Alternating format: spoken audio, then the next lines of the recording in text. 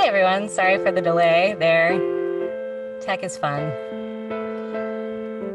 My name is Hollis. Thank you guys so much for coming through to Hollis Does Brunch again. I'm really hype on today's brunch. As you can see, I've changed my location to be more amenable for our poetic interludes today.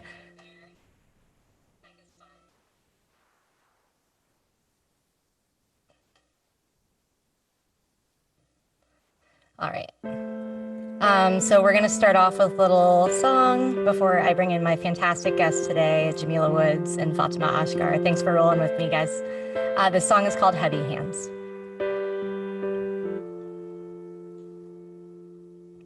Oh, I got heavy hands, but I'll still play for you, 'cause nothing is promised. Oh, with my heavy heart dangling down in my body, I waited till I would feel lighter. But it'll never happen, not the way that it's been. Waiting has just weighed me down, so I guess I'll let it out. Hey, hey, I can't fake it no more, no. I can't be someone else, no, no escaping myself. Oh, I got heavy hands, but I'll still play for you, 'cause nothing is promised. Oh, with this heavy heart dangling down to the bottom, I waited, but something inside me expired. Yeah. Maybe it's a dead dream holding court inside me, a shadow of the girl I've been, and all the things I'm keeping in. Yeah, hey, yeah, I can't fake it no more. I can't be someone else, no escaping myself, no escaping myself, no, no, no, no, no escaping myself. Yeah. Oh, I got heavy hands, but I'll still play for you, 'cause nothing is promised. Oh, with this heavy heart dangling down in my body. Thanks, y'all. And with that, I'm going to turn the vibrations off, and I'm going to invite in my two special guests for today's special National Poetry Month conclusion. Two of my favorite creators that, like me, have their foundation in poetry and have gone on to make incredible work both in music and in film and television. And so I'm so thrilled to have them here so we can get cozy, share some poetry, and share some laughs along the way. So without further ado, please welcome to the stage Jamila Woods and Fatimah Asghar. Yay! Alex, that's so beautiful. Thank you. Thanks so much. It's so wonderful to see the both of you. Thanks for tuning in. Thanks for having us. Yeah, so excited. I'm also loving the like violet purple royal hues that you guys are serving us. Didn't plan it. Did you plan it, or is this just the same? No. Okay. We're just pink. Awesome. Well, I would love to have y'all introduce yourselves to those who are tuning in. And if you are tuning in, please hit the chat. Let us know where you're tuning in from. Yeah, just how you're doing today, this Sunday. Jam, why don't we start with you? Why don't you let us know how you're doing, who you are, what you're working on, and would love to hear from you in terms of like maybe a couple of things that have been bringing you joy and solace during this collectively horrid, uncertain time. Yeah. My name is Jamila, and oh, my face got big. I am a singer, musician, poet, and I'm in Chicago right now. I'm quarantined with my younger sister, Kamaria. And how am I doing? I'm doing good today. I woke up a little bit earlier. My sleep schedule has been crazy, but there's been no regularity to it. But because of this, it made me wake up earlier, which I like. And I did my meditation and journaling and yoga, so I feel good. And what I've been doing, I've kind of just been working on like building little by little things that I do every day, because I know that I really like having structure and ritual. So I think now those are like the three things that I definitely do every day.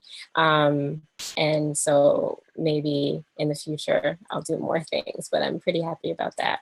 And I think I can't remember the other questions I said.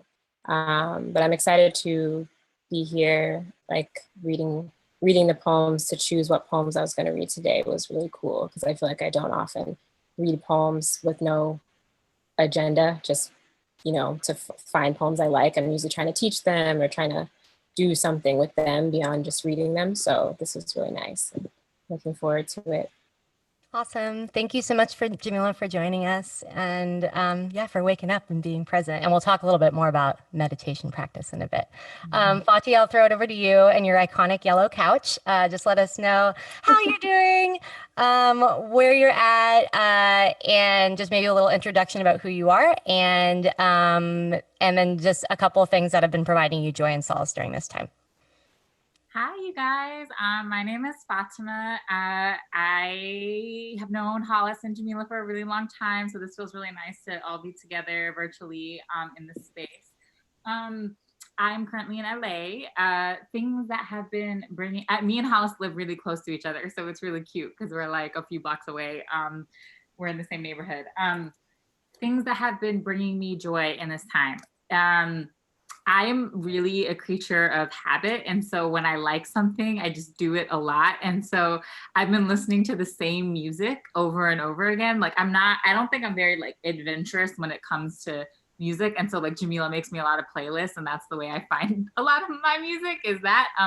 But I've been listening to Doja Cat like over and over and over, to the point where I think like all my neighbors are probably very sick of me, because they're like, why does this bitch just keep listening to Doja Cat? Like, you should listen to something else. I've been listening to Loom too. They're so good. So I've been listening to a lot of music, which has been really nice. I've been doing these I didn't say I'm a poet and a writer and a filmmaker. That was like the first thing I was supposed to say, and I just totally didn't say that. Okay. But that's what I am. And I've been doing these really, there was like a way where at the start of the year, I was like, oh, I really want to study. Like, I really want to study film more, because I've never studied film. I've just made it. And I was like, it's something I really want to do, and like, blah, blah, blah. And so I've been doing these really deep dives into filmmakers that I really am interested in and care a lot about. And so that's been really lovely. So last week I did a deep dive in this filmmaker Fernando Mireles, who made City of God and The Two Popes and The Constant Gardener. And it was really cool to watch all those movies and like think about his style and like what he's interested in, and what I could take from that was really dope. And then this week I've been doing a really deep dive into Celine Sciamma, who made Portrait of a Lady on Fire. And she also, so her first two films are Water Lilies and this film Tomboy, and I just watched Tomboy last night, and it was so beautiful. So I feel really grateful for that. And then doing things like yoga, just a lot of journaling, that's been keeping me very joyous. So that's what I've been finding a lot of solace in. That's awesome. Thanks so much for sharing. And actually, to your point of saying like, oh yeah, you're a poet and a filmmaker and studying film, I also wanted to draw out that in addition to being best friends and wives, Jamila and Fati have been collaborators on projects, including Fati being the director of one of Jamila's videos for her latest album, Legacy Legacy. That was Eartha, right? Mm-hmm. Maybe say a little bit about what it's like. I'd love to know a little insight in terms of like what it's like to collaborate on something so kind of like large scale with a close friend, and just like kind of any insights that working in collaboration in multiple mediums y'all have.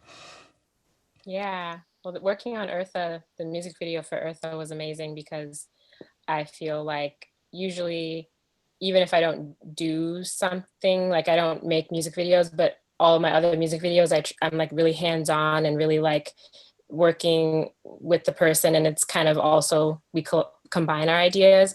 But I really like the Eartha video, and like I can tell projects that we will do in the future because Fati always sees things for me that beyond what I could see for myself, and it really pushes me, and I trust her completely. So it was kind of like a really cool experience to just let go and like push myself to be like, you know, dressing up like Catwoman and stuff.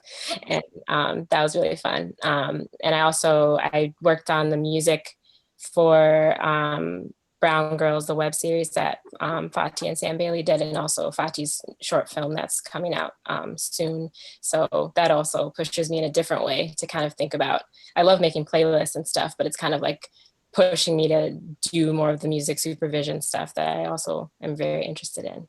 So That's so awesome. It's like playlisting, but like on the best canvas possible. yeah. Fati, do you have anything you want to add?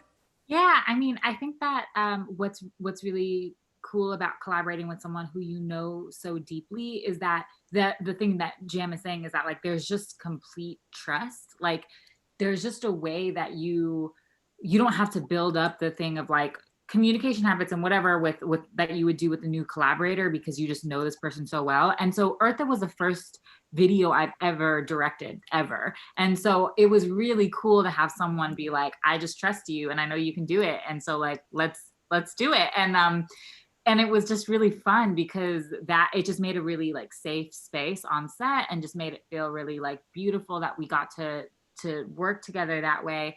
And then also it was like just to like be able to have like a Batmobile and you know, and just have like Batman be a fuck boy. Like it was just really fun. And so there's stuff that Jam and I are working on that we will not say, but is in the future. That is like very similar in the sense of just being like doing things that neither of us have done before, but that we're really, really excited about. And you know, having Jam work as music supervisor on Got Game and Brown Girls is so amazing. And particularly with Got Game, like just because it's so recent in my head, is like just the way in which music really makes so much of film. Like, you know, film is like such a deeply collaborative art form with so many things like interplay, text, visual, lighting, music, and just particularly because the conceit of Got Game is that it's like a video game type of thing, and the music was so important. And so seeing Jam kind of just be able to pull songs after songs, and also we were working with like no money, and so we had to constantly be replacing songs, and it was so amazing because it was just really cool to see like all of these options and how and see her kind of do that. And so it's just such an amazing thing to be able to collaborate together, I think. I love that. And I love how the familiarity and the friendship and the bonds that you establish once you step into collaboration, it allows you to push and experiment in ways you wouldn't otherwise feel comfortable with if you were working with new people in the first time. I love, like, Fati, what you said about just the common language and about the idea that so much is unspoken. And then Jamila, what you shared in terms of just trusting implicitly the person that you're working with, because I think that's a lot of it, is that creative collaboration already takes a lot of courage. And so to be working with people you don't 100% trust can always feel like a little crunchy. And I think you make probably safer, more defensive choices in that way. So work with your friends, collab with your friends. And I love that Fati was your first music video too, and just the ability to be able to come in with your vision and actualize it and know that the artist was going to be, you know, rooting for you and that it was going to be a win around the board. So in terms of Got Game, that first short film that you directed and wrote, that Jamila did music supervision for, is there any plans for that to come out into the world soon? Yeah, it's actually we're tentatively aiming for, this is the first time I'm saying this, so Ooh, debut. exclusive. We're tentatively aiming for it to come out on May 7th. So it's coming out super soon. We're gonna do you know, we're gonna do it online. We were really fortunate that in hindsight, that we got to do a premiere in LA like right at the top of January, which was really, really beautiful. and just very love filled. And so I'm super excited to see that go into the world. And what's interesting is that like the film is all about loneliness and connectivity, so I think it's actually like the perfect time to be putting it out. So yeah. That's awesome. And I got to be on set for that, and it is an awesome film. Yeah, in it. Not only on set, you acted in it, Hollis. One iconic line that will never be forgotten. No, it was awesome. And just like to that point of being able to collaborate with your friends, like Fati, being on set with you as you were directing inspired me so much for when I went to direct my first music video for All My Weight. Just watching the way that you worked, both because your crew and you had such strong bonds with each other and such like a positive, loving, nurturing relationship on set, which is so rare. But also just like your ease and the way in which you just like facilitated comfort and provoked people to give really great performances, because it wasn't because it was like high stakes or high stress. And I think it's easy to get kind of caught up when you feel like, oh, I'm being professional, so that means I'm being like, I'm just turning into a different person, when really it's about channeling like what makes you you. And I learned a lot from being a PA on set, watching you work, Fati. So thank you so much for that learning experience. So since it's brunch, we're just going to do a little feature showcase of what we have been cooking up. But of course, Fatimah, Ramadan just started, so you will not be eating for breakfast today. Yeah. So Ramadan started a few days ago, and so I am not eating. And also I'm really bad. Like, you're supposed to wake up at sahur and you're supposed to eat and whatever. And I'm like, Jam knows this. I'm so bad at doing that. Like even when I have like the day and I could like sleep later or I could whatever, I still don't do it. So I just wake up and drink water and then go to bed. So that's pretty much what I've been doing. And the first day of Ramadan was on Friday, and I was just like, oh, I just really want, like, I got delivery sushi because I just really wanted sushi. I wanted something nice that was gonna spoil myself. And then yesterday I ate like a stir fry rice that I had made earlier in the week. So I think what my strategy was to try to make a bunch of food last week so that I wouldn't have to cook during like the first few days of Ramadan, because sometimes that's difficult, particularly because it's so hot right now. It's just like, and you can't drink water during the day, so it's just rough. Yeah, that's kind of what I've been eating. I haven't actually been eating brunch or any breakfast foods because of Ramadan.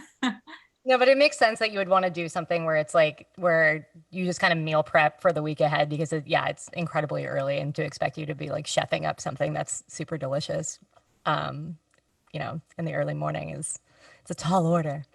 Jam, how about you? What have you been cooking up for brunch lately?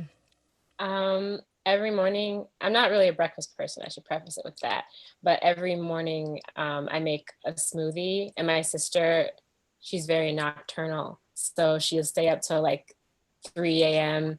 and sleep in till like sometimes 1 or 2. So every morning I make my smoothie and I put hers in the fridge for her. And so I had that this morning. I had like a blueberry, banana, raspberry smoothie. It was really good. It's kind of the color of our shirts. It was good. And I put hers there. And so I don't think she's drinking it yet. That sounds tasty. Adding fruit, just infusing like that, the sweetness into the morning can just be like, okay, it's okay that it's morning. I think sometimes I just like shock myself with harsh coffee and like drip coffee, especially now. It's just like wake up, and it's like it's okay for things to be sweet and soft in the morning light. Like it's okay. It's okay to have a sweet treat. For me, I have been like a little lazy about cooking. I think it's like, week 6 of shelter in place, and it's the novelty of making elaborate things has worn off for sure. But I went to a tried and true today, which is my frittata. I use an Epicurious recipe for the freestyle frittata, and so today I made it with peppers, asparagus, and goat cheese, and I also used oat milk instead of regular milk. And I actually found out you could use alternative milks because one time in Portland, I made a frittata and Jam was coming to brunch and she can't do dairy. And so I was like, oh, let me see if I can make something else happen. And I used coconut milk and it was actually better. So moving forward, I've actually only been using coconut milk in frittata, but I ran out of my coconut milk. So I used oat milk today. And I would say stick with coconut milk if you can because the creamy consistency is excellent. But in a pinch, like an almond or an oat will work totally fine.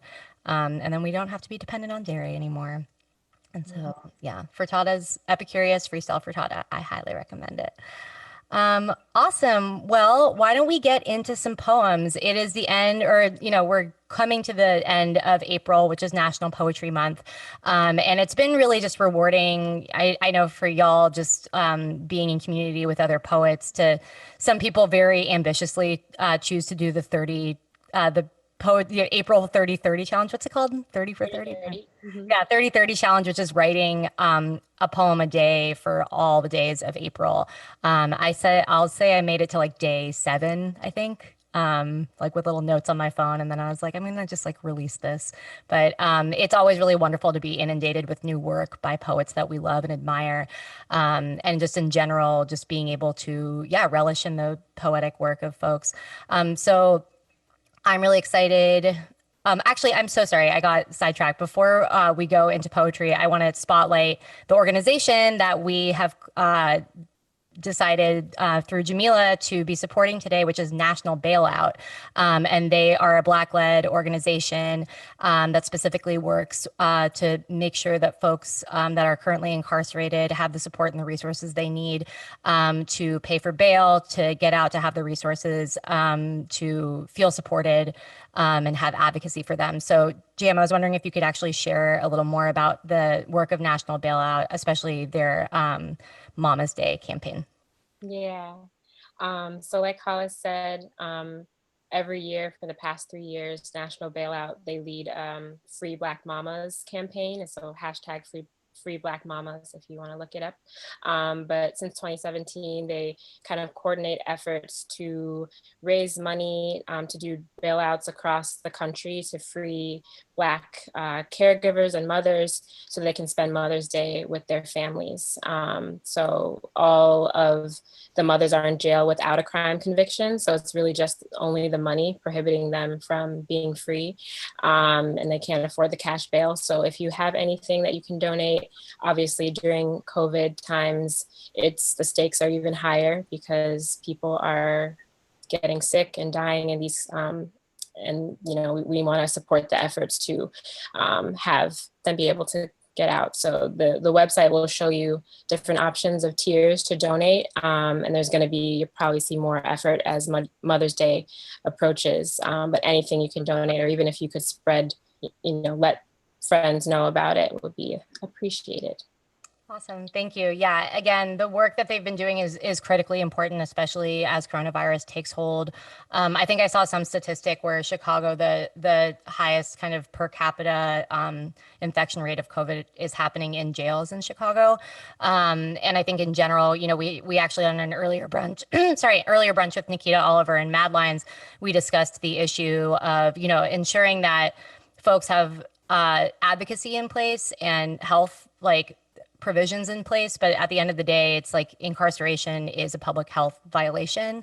There's truly no way to be healthy and to be well when incarcerated, and especially now it's more critical than ever. So National Bailout, please support it. It's the first link down on YouTube. It's just nationalbailout.org. Please spread the word, donate what you can, and thank you so much. So let's move into our poetry reading. Find a comfortable seat wherever you're at. I'm excited to hear the poems that Jamila and Fatimah have brought for us today. And I was just going to start off with one poem, a short one by Rachel McKibbins from her new collection, Blood. And this poem is called Salvage. I have learned to need the body I spent years trying to rid the world of. Have learned to cherish its pale rebel hymn, warped by ghost heat, carried by all my loyal dead. I have learned to crawl backward into the wilderness, to ask, to eat, to steep in your gentleness. Let this be where I permit forgiveness, to know your name, to leave our cruelest years where and how we need them most, behind and unlit. So that's Rachel McKibbins from her collection Blood. Um, and yeah, with that, who wants to go first? I can go first. Okay. Awesome. That's a beautiful poem. I love Rachel's work so much. I'm going to read 3 poems from 3 different poets. Some of them are really sad, but I'm a dark bitch, so you know.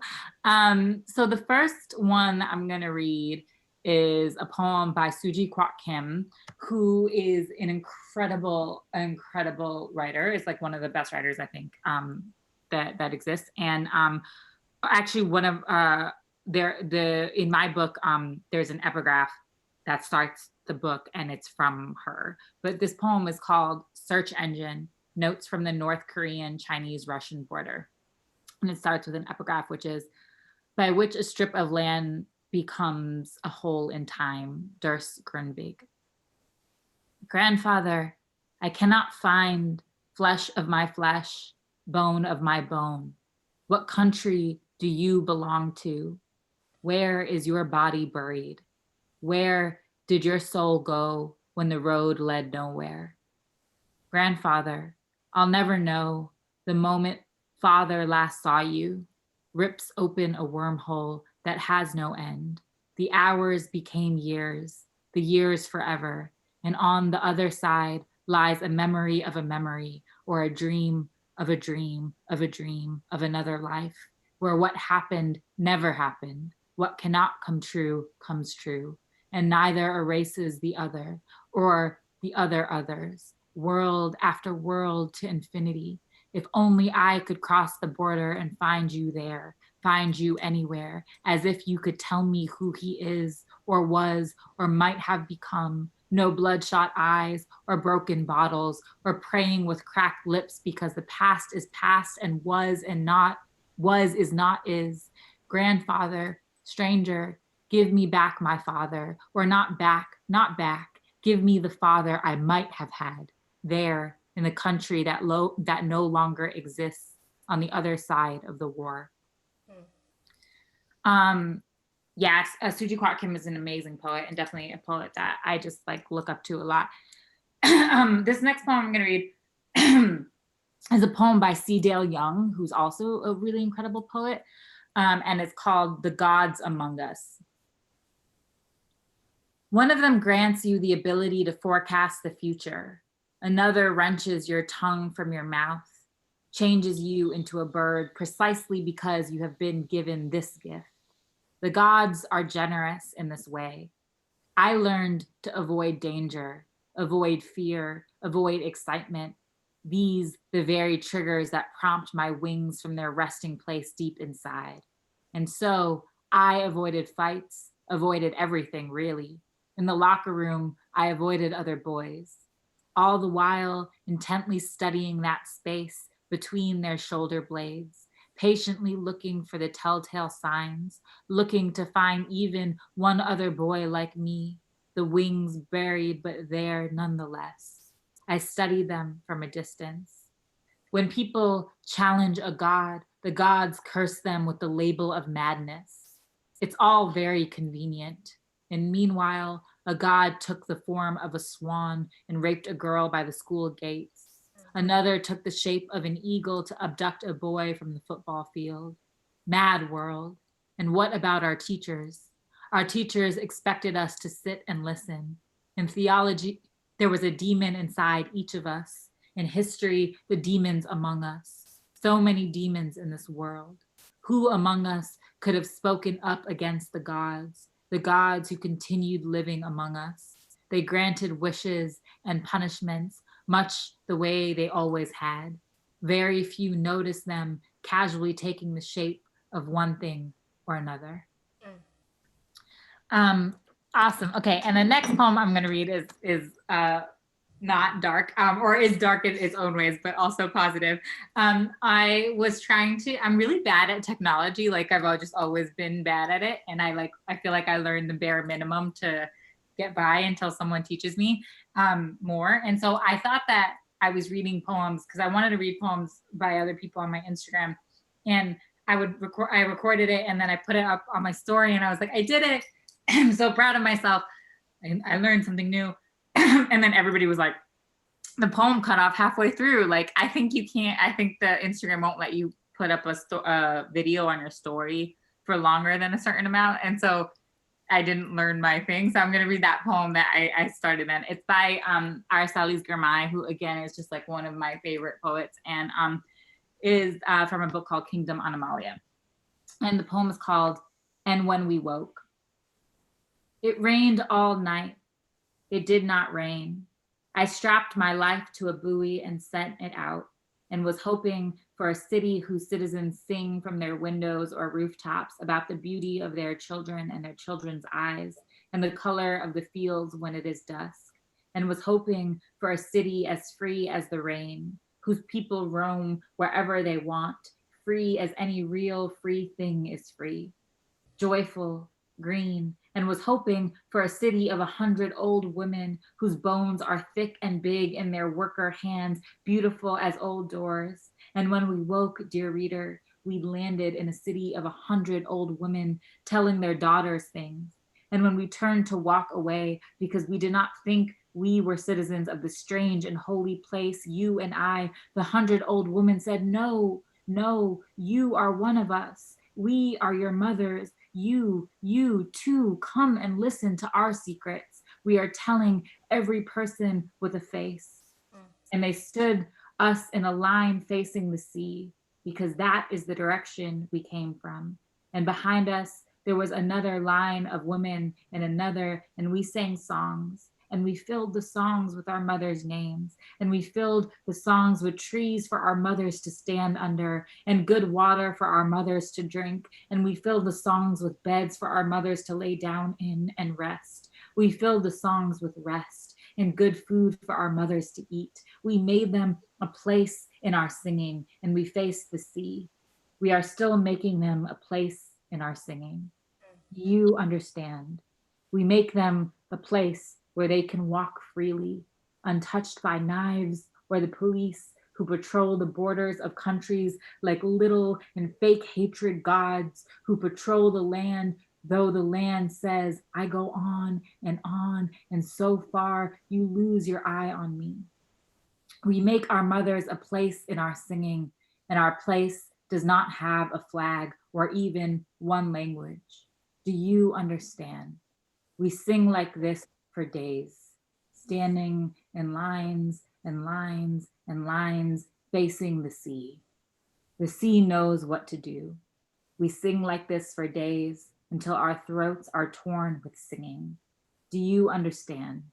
We must build houses for our mothers in our poems. I am not sure, but think this is my wisest song. Wow. Awesome. Thank you so much, Fati, for sharing all those poems. And I know you're not in the chat right now, but I was curious maybe if you could text me the names of those poets and poems, and then I can put them in the chat for folks that are interested in looking back at them. Thank you so much for sharing. Jamila, would you do us the honor of sharing some poetry? Yes. This first one, I really love this poem. It's by our friend Angel Nafis, and I really miss my barber. Yeah, I usually would have definitely faded by now, but I'm glad that quarantine is forcing me to grow my hair out, because otherwise I'm like, I just love my barber. I would go visit him every 2 weeks. So this poem reminds me of him. Shout out to Kojo. It's called King of Creations by Angel Nafis. Onlyest man who lay hands on me, pointer finger pad between my eyes, pinky knuckle cool on cheekbone, god of precision, blade at my throat, for a half hour, you love me this way. Together, we discover what I got from my folks, widow's peak, dandruff, hair growing fast in concentric O's, clawed, so damn beautiful. I count on one hand the times I've looked directly in your face, for fear I might never come back, you knower of me. To get right, I come to you. When I'm finna interview, when I'm finna banquet or party, when I must stunt, I come to you. It is mostly you, but not always. After all, you gotta eat too. So sometimes it's Percival, face like stones, except when he's smiling. Sometimes it's Junior, who sings the whole time he lines up the crown. No matter how soft my body or how many eyes find it and peel when I walk in the shop, in the chair, I'm of them, not brother, not sister. When he wields the razor and takes me low, it's like when a woman gets close to the mirror to slide the lipstick on slow, draws a line so perfect, she cuts her own self from the clay. Yeah, I love that poem. And the second poem, it's by Ada Limon, who I really love the way she writes about nature and love. And I feel like whenever I have even a crush on someone, it goes from like 0 to 100, like instantly. And it's like, am I in love with them? So I like this poem because it made me feel seen. This poem is called What I Didn't Know Before by Ada Limon. What I didn't know before was how horses simply give birth to other horses, not a baby by any means, not a creature of liminal spaces, but a four-legged beast hell-bent on walking, scrambling after the mother. A horse gives way to another horse, and then suddenly there are two horses, just like that. That's how I loved you. You, off the long train from Red Bank, carrying a coffee as big as your arm, a bag with 2 computers swinging in it unwieldily at your side. I remember we broke into laughter when we saw each other. What was between us wasn't a fragile thing to be coddled, cooed over. It came out fully formed, ready to run. That's that one. And then my last poem is a little longer. It's by our friend Inez Smith, and it's from their book, Homie, that recently came out. And I had this book with me on tour, and there's one bag that I still can't find that I think I lost somewhere, and that book was in it. So I was thinking about that book this morning, and this is one of my favorite poems from it. It's called Acknowledgements. Acknowledgements by Inez Smith. You save me half a bag of skins, the hard parts, my fave, dusted orange with hot. You say, we can't go to the bar because you're taking your braids out. I come over. We watch Medea while we pull you from you. You make us tacos with the shells I like and you don't. I get too drunk at the party. You scoop my pizza from the sink with a solo cup, all that red. You, in the morning, bong water grin, wet chin. You, in the lawless dark, laughing like a room of women laugh at a man who thinks his knowledge is knowledge. I text you and you say, I was about to text you, bitch. You cook pork chops same way I do. Our families in another city go to the same church. You, rolling a blunt, holding your son, is a mecca. You invite me out for drag queens on the nights I think of, finally. You pull over in Mississippi so I can walk a road my grandfather bled on. You gave me a stone turtle. It held your palm scent for a week. I call your mama, mama. You request like a demand. Make me some of that mango cornbread. I cut the fruit, measure the honey. You and you and you and you go in on a dildo for my birthday. You name it Drake. You know me. A year with you in that dirty house with that cracked out cat was a good year. At the function, I feel myself splitting into too many rooms of static. You touch my hand, and there I am. Do you want to be best friends? A box for yes, a box for no. Did our grandmothers flee from the fields of embers so we could find each other here? Friend, you are the war's gentle consequence. I am the prison that turns to rain in your hands. You, at my door, the night my father leapt beyond what we know. You, dirt where I plant my light. The branches of silence are heavy with your sweet seed. You smell like the milk of whatever beast I am. Your poop is news. Your fart is news. Your gross body, my favorite song. You, drunk as an uncle, making all kinds of nonsense sense. I listen for the language between your words. And when we fight, not a ring, but a room with no exit. We spill the blood and bandage the wound, clean burns with our tongues. If luck calls your name, we split the pot. If you wither, surely I rot. We hate the same people. We say, nigga please, with the same mouth. And before we were messy flesh, I'm sure we were the same dust. Everywhere you are is a church, and I am the pastor, the deacons, the mothers fainting at the altar. As long as I am a fact to you, death can do with me what she wants. My body water, your body a trail of hands carrying the river to the sea. I ink your name into my arm to fasten what is already there. I would love you, even if you killed God. You made coming out feel like coming in from the storm. You are the country I bloody the hills for. You love me, despite the history of my hands, their mangled confession. At the end of the world, let there be you, my world. God bless you who screens all my nudes, drafts my breakup text. You are the drug that knocks the birds from my heart. Ain't no mountain, no valley, no river I wouldn't give the hands for coming to you sideways. Oh, the horrid friends who were just ships harboring me to you. And how many times have you loved me without my asking? How often have I loved a thing because you loved it, including me? And I always knew, with your ugly ass. Yay. I love that poem. Oh, that was incredible. I love that. Could you read the last like 2 lines of that? The one where it was like, I love like the things that you like, including. How many times have you loved me without my asking? How often have I loved a thing because you loved it, including me? And I always knew, with your ugly ass. I love that so much. Dinez! So exciting. Thank you so much for sharing those poems. They're so beautiful. All 6 of those pieces were incredible. I put all 6 of the titles and the authors in the chat as well. So I'm just going to read one last poem, and then we'll get to any Q&A if you guys have any questions for our guests. And then maybe just like a little sprinkle of abundance up in here, as the 3 of us have been getting our 21 days of abundance on. So this poem is, oops, sorry, I did a spotlight on you. You're looking great. Here we go.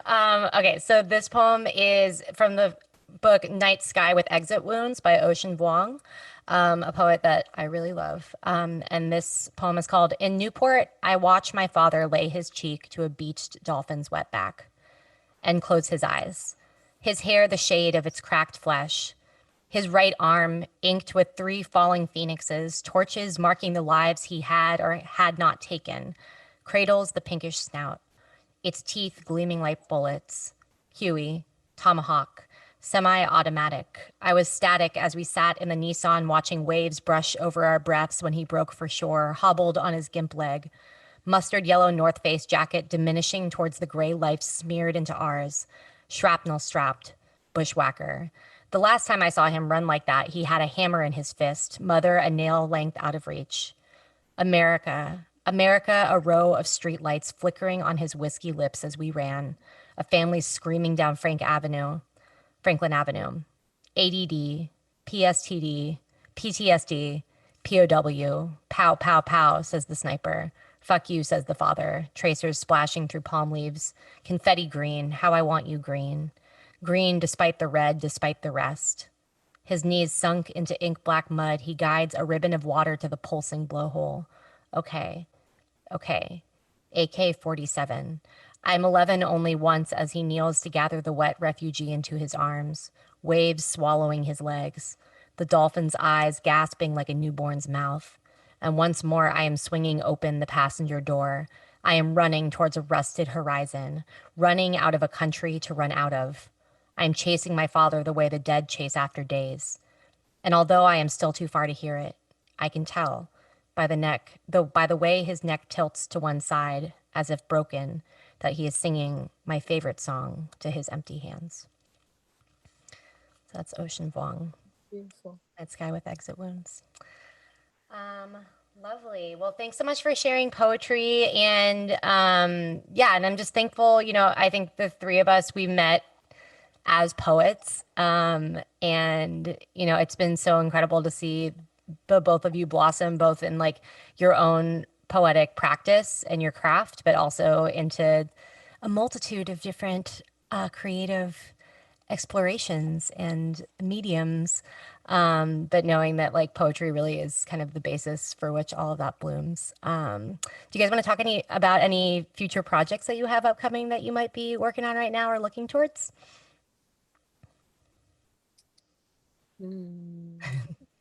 I think just Got Game for me. I'm working on stuff that's like that's not going to come out for a while though, so that's like the next one that's really going to be there.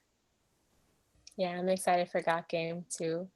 I'm working on a couple songs, but they're gonna take a long time to come out too, but they'll come out sometime. Awesome. So we have a couple questions from the chat, and both of them are about what y'all are reading. So curious about any general book recommendations, and then Emily Orson was curious about what fiction y'all are reading specifically. I just read a really good book, fiction called Less by Andrew Greer. And it was really beautiful. And I'm currently reading this book called a fiction called Mostly Dead Things by Kristen Arnett. So that's what I'm reading right now in terms of fiction. Nice. I'm listening to the audiobook of Octavia Butler's Parable of the Sower. Yeah, I've never read it before, so it's interesting to listen to it. Be the first time I'm reading it. And I have this big book called My Faraway One, which is like letters between Georgia O'Keeffe and Alfred Stieglitz, like because they lived apart for a lot of their time that they were in love. And I just feel like it's very like apt to this moment. But yeah, I'm reading those letters too. Awesome. Great. Thanks for those wonderful questions and those wonderful recommendations. So yeah, we only have a few minutes left, but as I mentioned, the three of us have been doing the Deepak Chopra 21 Days of Abundance program, I suppose, made popular on WhatsApp. And it's interesting because I was invited into a couple of different circles before, and I always kind of like left the group because it didn't really feel like the right time. But obviously, while we're sheltering in place, there's I wasn't able to produce an excuse for not finding a way towards meditation. I think meditation has always kind of intimidated me because the idea of canceling out all the 5 million tabs that I feel like I have open in my brain seems daunting, and I didn't want to be bad at it, but of course the point of meditation is to create space to simply be and connect with self and connect with a deeper understanding of who you are and a deeper consciousness. So I know it's been really enriching for me in terms of just thinking about all of the things that I'm deeply grateful for, and all of the ways in which I truly define how I perceive things. One exercise that was really helpful for me was when they were, they mentioned like, today, like take everything without judgment. And then like a half an hour later, I got a phone call, and the news that was on the phone call was something I would have like highly judged. But I was like, let me not judge this. And it made my day so much better because I didn't feel like I had to affix an emotional reaction to the thing that I had received. And I was allowed to kind of like see it, and at least for the day, just like put it to the side and not feel like I had to be in the emotion and be in the reaction, but rather know what the reaction would have been, but release myself from having to go through that kind of like cathartic emotional experience that would have really derailed my entire day. So trying to take things without judgment is something that has been contributive to me. But I'm curious if y'all have any like lessons or takeaways or insights you've learned from it. Yeah, I liked today's lesson was like the law of least resistance, law of least effort or something like that. Basically saying like like the ways that we often associate, like in order to get my goals or abundance, however I define that, I'm going to have to struggle really hard. I'm going to have to do all of this work and kind of like earn it in a certain way. And it was kind of reframing that to say that you can kind of release those notions and just trust that you can you can not have to feel like you always have to do the most in order to be rewarded in that way. Not really saying it as eloquently as my name, Deepak. But I liked also there was a line where he said like practice defenselessness too, which was kind of just saying like don't always feel the need to get your point across to people, or like explain your perspective and have them understand it. And I guess I do often feel that way. Like I'm always trying to, I remember like in one of my notebooks from when I was a teenager, I was like, to be misunderstood is like my worst fear in the world. And I think that leads me to like always be explaining myself a lot. And I think that was just a really cool way to phrase it, like to practice feeling defenseless, which is kind of scary and feels vulnerable. But I think those two things were my takeaways that are sticking with me right now. I love that. That's awesome. And you said it very well. Fati, do you have any insights? And also, I know that you might have had the tarot cards at the ready. So I'm Oh, yeah, I do. Yeah, I just think in terms of it's teaching me a lot about ease and just like what Jam was saying, that not everything has to be a struggle and that you don't have to work super hard for everything. Like you can just be like, I trust the universe to give me this lesson in ease, or I trust the universe to give me this thing in ease, and kind of surrendering control over things that like don't matter. And just being like more in touch with the universe, and like things just around time, just being like, you have like just, and I think particularly because of quarantine too, but just being like, trust that things are in their right timing, and that they'll happen. And that's been just like, oh, and then I think like just like a little bit of reprogramming minds around thinking about like what are the sources of gratitude and joy, which is like I think something all of us probably practice already, but just like to really think about like how easy it is for our minds to focus on like a negative thing, or be like, this is the thing that's not right in my life, or these are the things that are problems, and then you start to ignore all the blessings and instead being like, oh, my life is like abundant, like these things, I have abundance in a lot of things, and that is just really, really helpful. Yeah, that's awesome. I agree. I think it's hard. It's like living. I don't know whether it's just this is like an eternal human condition, or whether, especially with the kind of hyper concentration of social media and just the comments section and just the stigma around that, where it feels like something negative or like a negative word or a negative aspect just carries like 10 times the weight of something that's positive. And whether that's because we're programmed to see lack or see scarcity as more central than what we have. But it's a reprogramming thing, and it's just retraining yourself or unlearning what it is to focus on that which we don't have, and the way in which capitalism has infected our brains. Um, are you down to send us off with a little tarot pull? Yeah, so who wants to go first? I've never done this like through a computer, so Jamila would like to go first. you want to go first? Mm-hmm. Okay, great. So what I just need you to do right now is just like think of a question or like a thing, like if you can't like fully form a question yet, but there's like a feeling, or there's like a person, or there's like a situation that you're thinking about, that's fine. But I just need you to think about that pretty hard.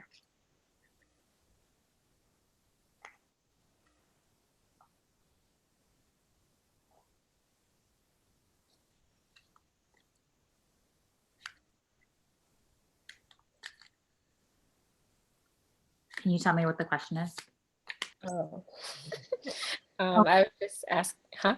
Oh no, I feel like you're laughing because you think you did it wrong, but you didn't. Oh no, there's people yelling outside. I was just asking like, what message do I need to know right now?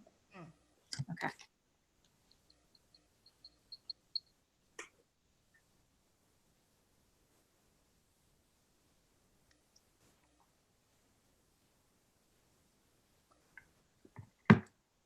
Ooh, okay. So the card I pulled for you is this, which is, and it says the Heart Eater. This is a really cool tarot deck. I really love it because it's like super poetic, and the pictures are kind of amazing. So you got the Heart Eater, and the statement for that card is, again, so you can see it. That's me. The Heart Eater. Yikes. I know we can't be too excited about running into this character, but it's possible that this Heart Eater is misunderstood. She is not here to eat your heart. She eats her own. In a fit, she knows not what she does. She gets in such a state of uncomfortable feelings and confusion that she destroys her own heart. Let's take a moment to learn a lesson from her. She was so overwhelmed by her feelings of anxiety, discomfort, loneliness, and undirected energy that she turned her rage on herself. Let us all be nice to ourselves and our hearts when we are feeling like our emotions are caving in on us. Our hearts are powerful and can send their healing energy through our whole body, including our mind. Talk to your heart today, out loud or not, and say 3 nice things to it. Oh, I love that. Yeah. I also like, because you were just talking about like misunderstood in Yeah. a way, and the idea of that, Yeah, that's really great. I love it. the idea that you have to like, the key to being misunderstood is actually like not misunderstanding yourself and Yeah. your own feelings and like being in touch with yourself. I love Love that. that. Thank you, Fatimah. Yeah. Okay. Hollis. Only tarot can do that. They'll be like, you got the heart eater, like you've got the 3 crows of death, but it's actually a good thing. You're like, okay, yeah, for sure. Except for one time I got a tarot reading and the girl pulled the cards. She was like, oh no. And I was like, oh no. That's not good. They She should was early on in her journey, but it's Um, great. yeah, the cards, it's never, even the bad ones, or like the things that seem scary are not like scary. They're usually just signaling a change or something, a death Right. of the beginning is new. All right, Hollis. Okay. Okay. What is your question? Or I think my question is like, like, I don't know. I have a lot of questions. I'm not gonna lie. But maybe like, what should I center and what should hold my greatest focus moving into this next week?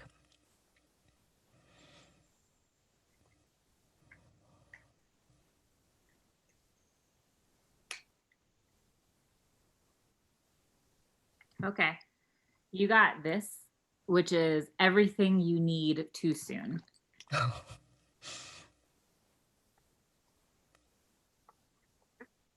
really love this deck. It's such a What's the name of the deck again? um it's called Iris. Iris. All right, so this is your card, everything you need too soon. After a period of wanting, you are now being showered with love and abundance. When emerging from a state of scarcity, you can become blind to all the blessings you receive. If your cup is empty, each drop that enters feels as though it is trying to water a drought. This is a flood, and it is truly such a wonderful thing, but it can also be overwhelming at the same time. Take little sips. Take moments to count all the wonderful things happening around you. Soon your palms will reach open to receive all the goodness showering upon you. Wow, that's lovely. Thank you. Cool. And I feel like that's a perfect way to end our brunch today. I feel very abundant and appreciative of the friendship and the love that I have for you guys and from you guys. And that from Jamila and Fatimah, for you to spend your time here and share your favorite poems. And I'm just such a huge fan of all the work that you put into the world, and will always be front row or at sidelines on the set cheering. So thank you so much for sharing your gifts with the world, your creative work, and for your time today. And thanks everybody who came and tuned in to listen to poetry. I always forget to say this, but if you could like and subscribe my shit, that would be tight. I like hate being a YouTuber, but at the same time, it actually does really help if you're able to subscribe. So if you can do that, that's cool. If you want to support Hollis Does Brunch on Patreon, there's a link, but more importantly, please support National Bailout. It's the first link in the YouTube description. Please give what you can to support their incredibly important organizing work. Do y'all have any last words for the folks? Thank you so Thank much you for inviting us to this. Yeah. No sweat. Thank you, everyone. Sending lots of love, and we'll see you next week. Bye. Take care.